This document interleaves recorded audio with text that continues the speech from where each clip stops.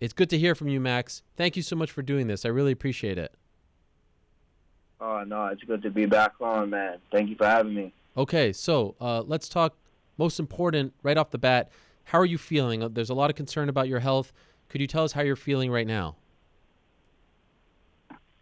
Yeah, straight into the health question. I was hoping we could talk about some other stuff. There's some amazing stuff going with Toronto Raptors right now. I Okay. figured we could talk for like 10 minutes You want to talk about about that? Toronto Raptors, and then That's I cool. can go on my way and with this interview.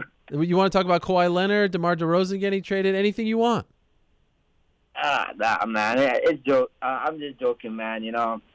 Yeah. So the updates is I've seen multiple doctors and experts, but they haven't been able to give us any answers about what happened. But there's one thing they know right now, and that's I'm okay. I'm okay. I'm gonna fight again, but that's all we know. As of right now, I'm good. Okay, so now that you've given us that update, I'd love to start at the beginning of all of this, prior to UFC Mhm. 226. When did you start to Mhm. feel something wasn't right?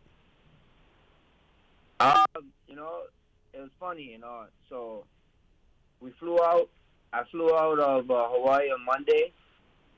We got to New York on Tuesday. This is all the week before fight week. I had to do media on Wednesday all day in New York. Thursday we left early in the morning, New York, and then I land in Vegas in like Thursday in the afternoon. We had to do some medicals, and then we worked out. It felt a little bit weird on Thursday, and then Friday is when things started. I don't know, just going haywire, and then Saturday and Sunday it was insane. But I don't know what it was, and then Monday I got conned by the UFC and my team to go to the ER. I was told that they had a van waiting for me downstairs that was going to do more media, and we ended up in the ER. Wow. And the doctors, we did tests. We run a bunch of tests, and it's crazy. A lot of people have been talking about. I see a lot of stuff they talking about in the media. Weight cut or stroke or whatever, and you saw me, Ariel. I grew up in front of you guys' eyes. I grew up in front of everyone's eyes here in the UFC. This wasn't a weight cut. I made weight 20 plus times. And you guys been there to the hard weight cuts, to the easy ones, to the hard training camps. You guys been there to everything. This wasn't it. This wasn't a weight cut thing. It was weird. I don't know how to explain it. Just a weird week. Monday, like I said, got conned to go into the ER. Tuesday, we tried to work out, feeling funny. Wednesday, I think so. It was Wednesday we worked out with DC. I think so. DC told me to come by, and we went to work out after him. We used the tough gym after him, and I was messed up there. There's a bunch of interviews that the UFC didn't even drop because I was horrible in them. So yeah, I it's very unexplainable. It's a real week. It's a wild week, and I'm glad I can get past it now. You mentioned that you were conned to going to the ER. Did you not want to go? Did they try to convince you to go and you didn't want to, so they had to tell you that you were going to do interviews? Yeah, man. You guys know me. You know me, Ariel. I'm a fighter. I want to fight. I was trying to push the fight to the very last moment. That thing's it got taken away from me. I was begging them to fight. I was this and that. I was telling them I'm fine. I was saying anything and everything to get in there and do the walk. I wanted to fight. We put in a camp, and I just wanted to fight. I had a lot of fans. I know a lot of people came to watch, and it was hard, man. It's been hard. It's been a wild 2018 for me, but we're not done yet. So they put me on a medical suspension for like 30 days now, and we're taking it slow. They just like I said, they still didn't figure out what was wrong, but everything's coming back good, and they're just being cautious with me right now. So I'm taking this 30 days serious, and then we should get back to business hopefully before the end of the year. It was described as concussion-like symptoms. Did you suffer a concussion in this camp? or at any point leading up to this fight? Yeah, they said concussion-like symptoms because me and my team said it, even the doctors, because that's what they saw the symptoms before. And when people saw the symptoms I was having, that it was like concussion-like symptoms. We went to the doctors, and we did all the tests. A lot of the specialists that I saw was concussion specialists, and things are coming back good. At the end of the day, I wish. There's rumors going around. I got knocked out in training. I wish it was that. I wish it was that, so we can just knock it on, so we can just write it down and be like, look, this is what happened, and we can move on from it. But that didn't happen. We had hard training in this, but I didn't suffer a concussion at all. So at the end of the day, I wish the answer was that simple. If we knew where to point, I'd be like, oh, this is why I feel like this. But that's why it's so confusing. It'd be easier to move forward if we knew what happened, not just for me, but for my mom, my family, and my whole team. We're all struggling with it right now. In the statement that your manager Brian Butler put out, he said that after the workouts on Wednesday, you quote crashed and were very hard to wake up, and then when you did wake up, you had flashing vision and slurred speech. Do you remember any of that? And if you do, how scared were you? Man, I remember some stuff. A lot of the things, that we had to. When I was fighting with them, and when I finally was able to actually know, a couple of days later after everything cooled down, they started showing me videos. They started showing me the interviews, and I was in disbelief. So it was crazy. It was crazy. I remember sleeping for sure. I could have slept anywhere. Driving from the open workout to back to our hotel, or even from the hotel to the ER. It's only like 20-minute drives, and I'm like falling asleep. It was crazy, but yeah, it was unexplainable, man. I don't know what it was. They're still working hard. I know the bunch of specialists and doctors still trying to figure out, but they're saying I'm okay. So it's good. In the moment, I'm a fighter, man. I'm a fighter. I wanted to fight. I kept arguing with my whole team. It was a crazy week for us. I was arguing with them to the very end. To let me get in there, but they know what's best for me. I wasn't in my right state of mind, and I'm glad that I got such a great team, such a great guy, even a great company in the UFC. Making sure that I'm all good, sending me to see all these doctors and stuff. So you're okay with the decision to remove you from the card? You feel like it was the right choice? If you ask Fighter Max, I would say no. If you ask Fighter Max, I would say definitely no. But if you look at through my eyes, as a coach, as a friend, as a mom, as a parent, as a father, say I go, I make the walk. This is one of the toughest things that they worked out to me. Say I go, I make the walk. Everything is good. I take a little bit damage in there in the fight. We celebrate, we win. I go to sleep that night. I don't wake up the next day. That hit me tough when they told me that, and it's crazy. It's crazy. It's crazy to think you can be here one day and then be gone the next. So that hit me hard. When they said that. But Fighting Max, I wanted to go to the end. But these guys, that's why I got a team. That's why I got a team behind me. They're always going to try and look out for the best for me. So, at the end of the day, I think so. They made the right decision. As you alluded to earlier, this has been a very tough year for you. Emotionally, how are you handling all of this? Are you feeling down? Are you thankful that this was caught beforehand? How are you dealing with all this? Because we had the 222 situation, 223, and now this. After such a great 2017, how are you coping with it all? It is what it is. It is what it is, man. I've been, it's real. This is real, and it's a tough one. Like how you said, having that year last year, and then having this year, but this year not over.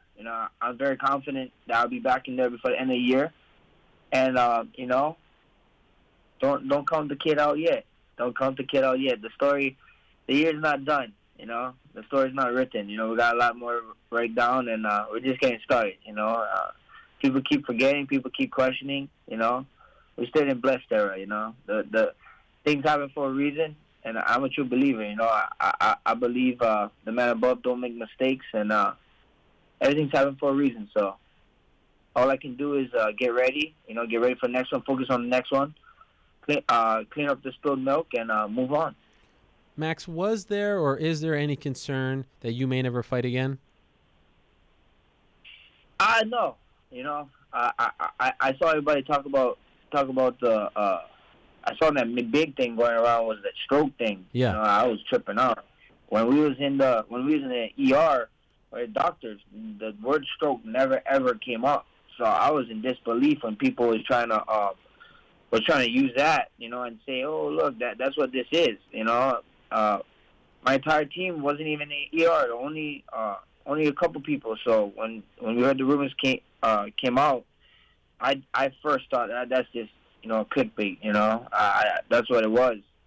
If it was a stroke or heart problem or attack or whatever people was gossiping about, how in the right mind would the doctors discharge me from the hospital? So, you know, it's just, I was never scared. I never thought I was going to fight again. You know, I was thinking things happen for a reason. You know, I never ever crossed my mind of that I might not fight again. So it was pretty crazy. You know, some of the rumors that was coming out was pretty nuts, but that's the media. You know, that's just the media. You know, there's nothing I could do about it. You know, we just wait my turn and you know, wait for the right interview. And we're here now on the best damn MMA interview, you know, with the man himself, Ariel Helwani. So I'm glad we did this. Thank you, Max. A couple days later, it was heartwarming for us to see, and I'm wondering how it felt for you, and I'm sure it was nowhere near the top of your priorities, but to see Conor McGregor send you a message, to see Khabib Nurmagomedov send you a message, to see Michael Bisping send you a message, so many fighters sending you messages that seem to be very heartfelt and very genuine, very authentic. What was that like for you? Yeah, you know, a couple of days later, I was still out of it. So I was surprised when Conor tweeted, but I wasn't in disbelief. You know, I really appreciated that. We're competitors in the octagon, but there comes a time when it ain't about that anymore. You know, so for him to recognize that was cool. You know, and same for Khabib. You know, these guys. I think when you see all those champs reaching out to me, they've been through a lot, you know. They've been through everything. They've seen it all, and they knew, you know, they knew this wasn't normal. You know, they knew this is a weird situation, and it felt cool, you know. It felt cool getting reached out and getting the respect. So, you know, respect to all of them, you know. Respect to him too, you know. I saw him figure out his things with the Brooklyn thing. So, you know, excited to see that guy get back in there. Even Jose Aldo in the cage, after his big win, sending you a message, sending you good thoughts. That's incredible, right? Yeah. You know, Jose's the man. You know, people still don't know. You know, he's the man. You know, he's one of the guys. Like I said, I was 16 years old watching this guy. And he's still here doing his thing. You know, so it is incredible, yo. You know, I always say the belts are cool, but that's not what champ life is about. You know, to get the respect of your peers, other champs, that's the highest honor in martial arts and in life. So it's cool to see all these guys reaching out and doing that, you know, and especially Aldo, you know, taking a time like that, you know, where he could have talked and showed himself and whatever, and he took that little 20, 30 seconds that his translator didn't translate right. But to do that, man, that's heartwarming, you know. That man, that's how you know, martial arts, UFC fighting is one of the realest forms of anything in life. You know, this is real. It's real cool to see. Max, right now speaking to me, do you feel like yourself, or do you still feel like something's different? I feel like myself, man. I feel great. I feel good. I feel like the goofy little one-eyed kid that you guys all come to love. You know, I feel like the guy that when I see BC, I'm probably gonna tease him that he's, you know, big as SHIT, and it's funny. You know, it's cool. I feel great. You know, I feel great. I just just taking this time, focusing on life, focusing on getting better. So when I get out there, I can put a show on for all you guys. I know it's been a wild ride, but stay buckled in, guys. Blessed is still in full effect, and I can't wait to get out there and do it for you guys again. Are you able to train fully, or are there some restrictions? Have you not trained at all? We got some restrictions. I'm doing like technique stuff. Nothing crazy. Some strength and conditioning stuff that's not too strainable on me or whatever. Like I said, they don't have a smoking gun of what it is yet, so they want me to take it slow. So we got that 30-day suspension, and they said I can do light stuff, movement stuff, and then that's about it. We're not doing nothing too crazy. I see people I see people saying this and that, but at the end of the day, I feel great what we're doing. We're going light, we're easing my way into it, and just can't wait to get back in the octagon. And I saw on social media that you've gone to see some doctors. Could you tell us where you've gone thus far? I think you were in Vegas, correct? Yeah, we were in Vegas. So when I was up in the ER, we saw some usually saw some specialists, and then when I went to Vegas, I went to a neurological specialist. The UFC doctor, Dr. D, recommended. And when we went to that guy, all the tests was great. He was like, man, yeah, we like pretty much what I've been saying. They don't have a smoking gun. They can't really put their finger on it. But as of right now, I'm good. So when you hear those kind of things, it's great, but yet scary. You want to find out what's wrong. You want to know what's wrong, and it's crazy that we just don't have the answer. So I'm just glad I'm healthy. I'm okay, and we just wait for the news. Are you awaiting more results at this time? Yeah, we got a couple more tests. I believe we got a couple more tests. I got to reach out to UFC docs and get some more stuff figured out. But yeah, we got a couple more tests left, and should be great though. Everything looking good. Everything coming back great, and I just can't wait. It's the greatest news when they call you up and they tell you, look, it's not this, it's not this, it's not this. It's the greatest news, but then in the back of your mind is like, then what is it? Right.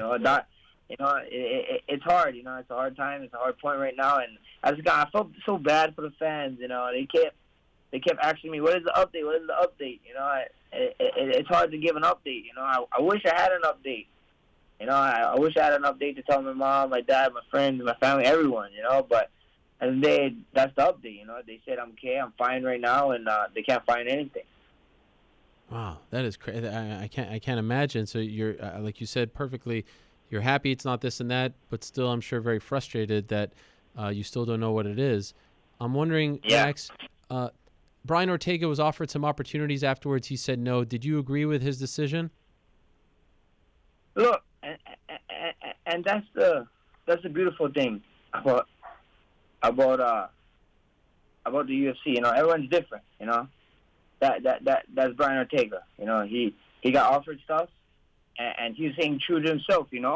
At the end of the day, that's why guys like Conor love guys like Conor. Like Conor.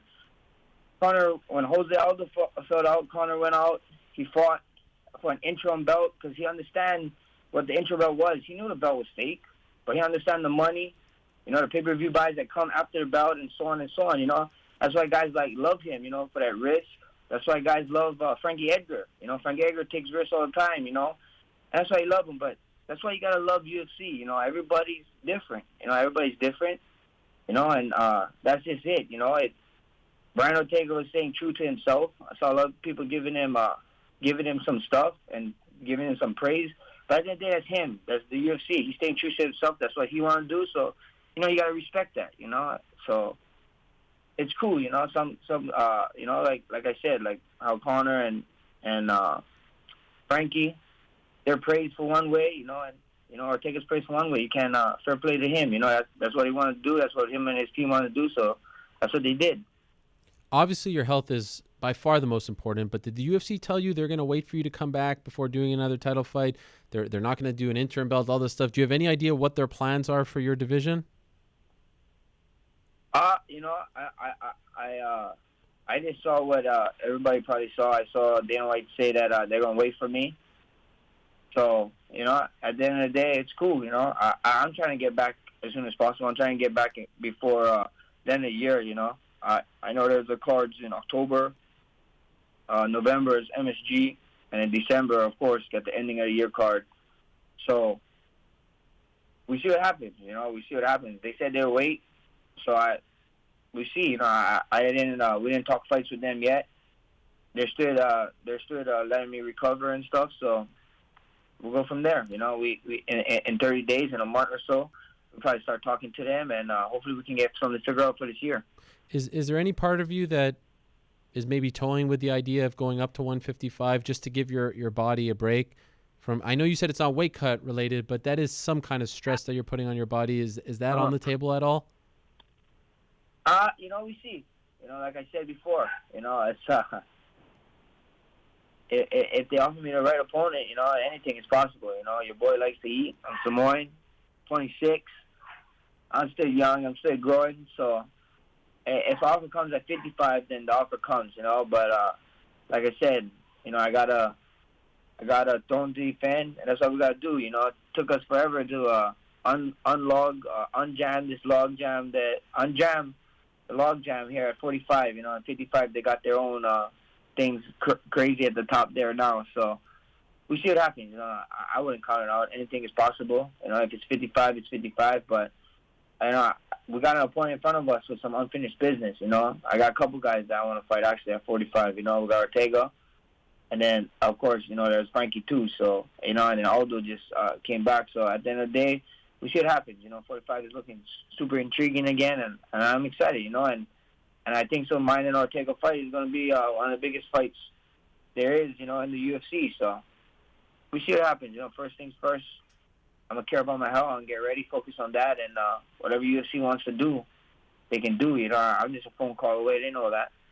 And just a couple more things for you, Max, and I really appreciate the time. Dana White said on that Thursday after this came out that maybe water loading or water poisoning was involved. Do you know anything about that? Is that accurate?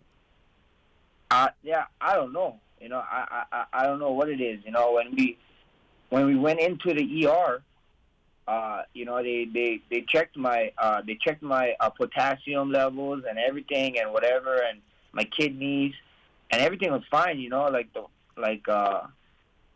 and you guys all know that at the end of the day, you don't. When you started cutting weight, you don't really water load until the week of, really. You know, and my symptoms, like I said, started the week before Thursday. You know what I mean? And Friday. So I don't know what it is. You know, I that's definitely something that maybe we can look into. But I felt fine. You know, I felt fine doing what we was doing, and yeah, the water load stuff. You know, every fighter knows that you really don't start that till maybe Monday or even Tuesday. So to that come up, I was just like being like kind of blown away. So there's a lot of things that came out that are kind of questionable. So it was funny. Okay. Did you see that interview with Michael Bisping where he kind of like asked you how you were feeling? And if so, what's that like for you to watch that? Yeah, I saw that video. That's the video. That was the final straw for my team to be like, look, we got to go back to the doctors, these guys. You know, it was crazy, you know. It was crazy. You know, that's how I felt from Thursday. You know, that interview I saw, you know, eyes barely open, could barely talk, you know, could barely focus. So it was insane watching. In the time doing it, when I was telling my coaches, I was telling them I was fine. Like I said earlier in the interview, I was telling them all the time, trying to fight, that I'm fine, I'm good, don't worry. And then, you know, when I finally, you know, a couple of days after, whatever, things got passed, they finally decided to show me videos of that one. They're showing me videos they was recording of me, and I was like, damn. I didn't know that was happening. So it was crazy. It was crazy seeing, you know. Are you worried? I ain't worried. I ain't worried at all, man. I ain't worried at all. Like I said, you know, I'm glad they found nothing, but I hope they do, you know. And when we find something, you know, that week, I don't wish it on my worst enemy, you know. Hopefully we can find something and we can share it with the UFC, and we can go from there, you know. So another fighter don't have to go through what I did that week, you know. It was a crazy week for me. So we're gonna continue doing tests, testing stuff, and see some experts still, and we'll go from there. Have they told you that they won't let you fight until they find something, or if they just can't find anything, are you comfortable and UFC comfortable to just allow you to resume? I'm comfortable. I'm comfortable. They X out the big stuff. They X out the big stuff that was floating around. Like the stroke and the concussion or whatever. They X that out. So at the end of the day, I feel comfortable. I feel good. We did a bunch of heart tests too. So I feel great in that way, and so we see what happens. I feel comfortable, man. I'm a fighter, man. I'm a fighter. I want to fight. You can't. I just can't wait to make that walk again. My last fight was in December, man. It's been a while, so I just can't wait to get back in there. What was it like telling your son that you wouldn't be fighting? Man,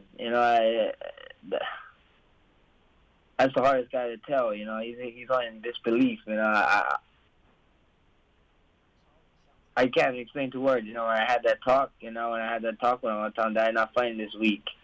He kind of was like, why? What's going on? He had they're at that age where they have a million questions, and it was a hard talk for sure, but, the talk ended up with him dancing and, and just singing, so it was a good talk after all. He's a lovable kid, and, he's the reason why I do it, that last fight week was opened my eyes to a lot of things as being a father. So, I think I really believe things happen for a reason. So, it was bad, but yet good in some ways. Let's end on this, Max. I am still trying to figure out if Drake is referring to you in that song. What is it? 8 out of 10? Is he? 8 out of 10. The Sixth God is Drizzy. Is he? It sounds like he's talking about you. Is he talking about you? Hey, I'm gonna just hit you guys with the emo. I wish I was on Skype because I'll just hit you guys with the emoji Kanye shrugs. World may never know. Are you secretly boys?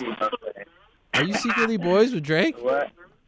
Hey, the world may never know. I'll tell you this much: there's a lot of things that people did not know about Drake. So. Maybe not. World may never know. You guys might find out soon. I'll let you guys know soon. Damn. I've never been more jealous of you, my man. That is incredible. It sounds like he's giving you a shout out there, and I keep listening back to it to get more clues, and I feel confident in saying he's giving you a shout out, but I'm just not sure. I wanted to know if you had the heads up. Did you know that was coming? Hey. I like how you're trying to trick me into saying stuff, so I'm gonna leave it there. Just emoji. All right. Kanye shrugs. Fair enough. Going our way. Max, this has been a pleasure. It's great to hear that you're in good spirits, that you're in good health, that you're on the road back. We miss you. Everyone was very concerned, and everyone just wanted to hear from you. So it really means a lot that you'd come on the show. Is there anything that I didn't ask that you want to get out there, or do you feel like we covered it all? No, you covered it all, man. Thank you. Thank you again, Ariel, for putting this platform out here to reach to all my fans. And to all my fans, family, friends, media, everyone that cared, I love you guys all, man. Bless Era still in full effect. We're going to keep the train moving. We're going to figure out and get ready. Get ready because it's still just the beginning. Thank you guys again. Love you guys, man. Thank you, Max. Mahalo. Aloha. We'll talk to you soon. All the best to you. All the best. Mahalo, brother.